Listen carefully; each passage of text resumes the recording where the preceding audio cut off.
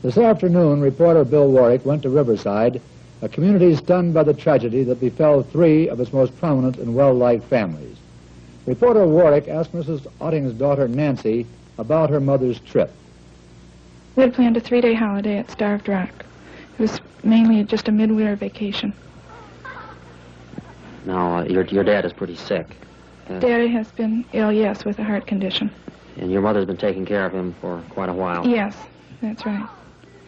And this was to kind of get her away from the house? That's whether right. She's been sticking pretty close? That's it, exactly, yes. A vacation after a long winter. She had planned to return tomorrow morning. They were in a car owned by Mrs. Murphy.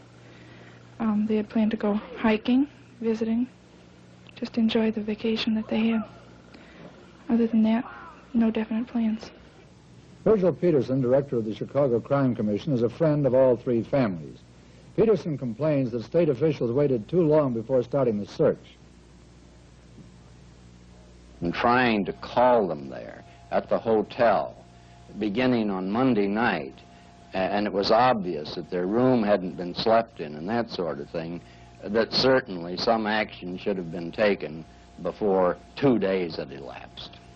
What about police protection down at the park? Is there any at this time of year? Well, obviously it's not sufficient. I'm not familiar with what police protection they have, but I think that certainly at a park like that, which certainly three respectable, lovely ladies ought to be able to go down there and have the assurance that they're getting adequate protection and to go out on the trails without being attacked. Obviously, there wasn't adequate protection or this couldn't have happened. The first attempts to investigate this crime were very unorganized and very unsuccessful. They didn't ever have anything to compare it to.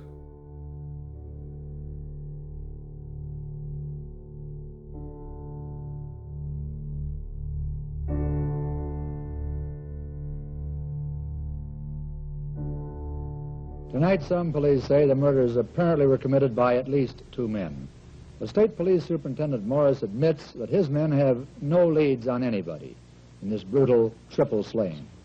Police say they have new leads but no suspects in the murder of three Riverside women at Starved Rock State Park.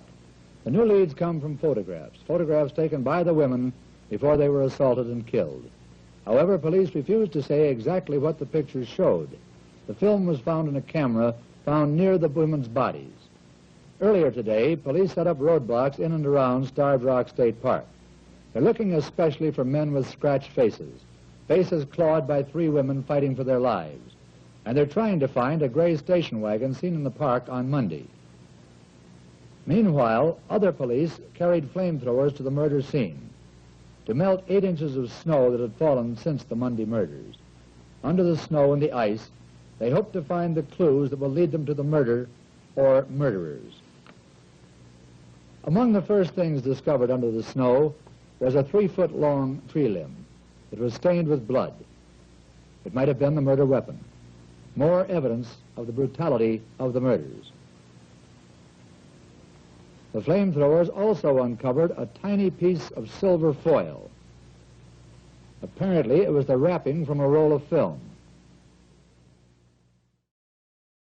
So when they started melting the snow with blowtorches to find everything else, they found a pair of broken binoculars, they found a beat-up camera, they found some other possible clues down there, lots of blood and stuff from actually because the three women were bludgeoned to death. And they found a frozen tree limb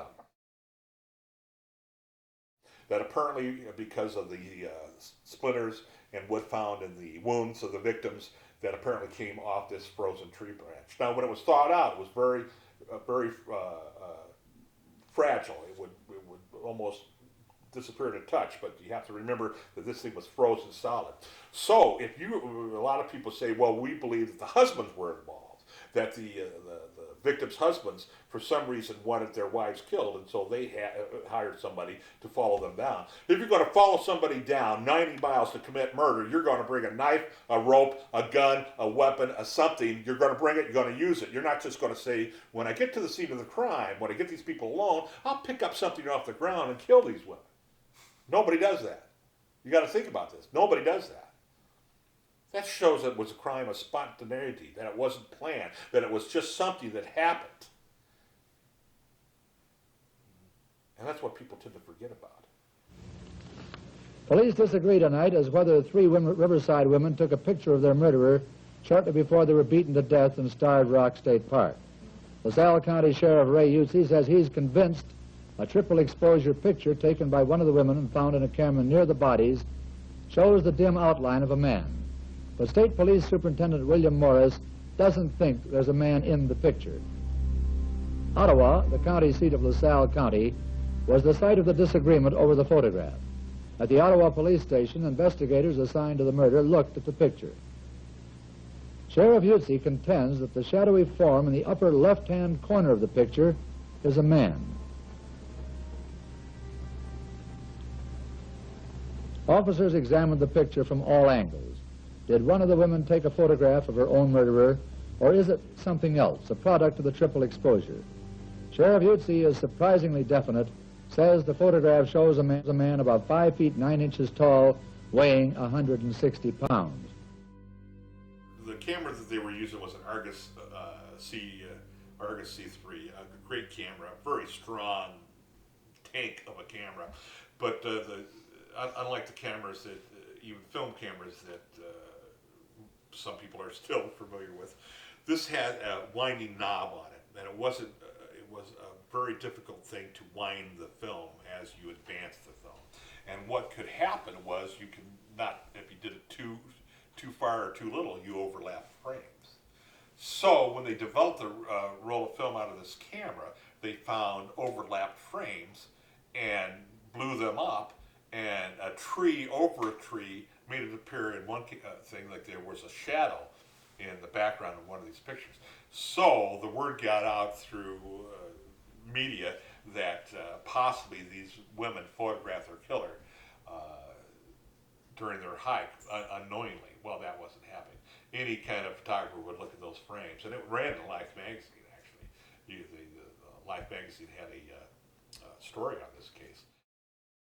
The news media back then, you know, they did a lot of things to keep the story alive, to keep the mystery going, and keep attention on this case. So they would reach out for anything and publicize it, unnecessarily, where they brought up a lot of things that shouldn't have happened into the public light. It had nothing to do with the case. It just adds to the mystique of the whole situation today. Superintendent Morris right now is more interested in a package of keys he himself found along the pathway to St. Louis Canyon, where the women were murdered. Morris says the key case may have been made in Canada, and that a car with Manitoba license plates was seen in the park on the day of the triple murder. Nothing ever came of that triple exposure photograph, or of the key case, or of any of the other clues found at the scene. The investigation dragged on. Every now and then there was a brief flurry of excitement over a new suspect, but nothing really happened. This is the route the women took Monday when they went for a walk from the main lodge. They apparently hiked down this trail and into St. Louis Canyon, and it was there that they met death. How and by whom, the police don't know, but the search goes on, spurred by a $30,000 reward offer posted by the three companies that employ the husbands of the victims.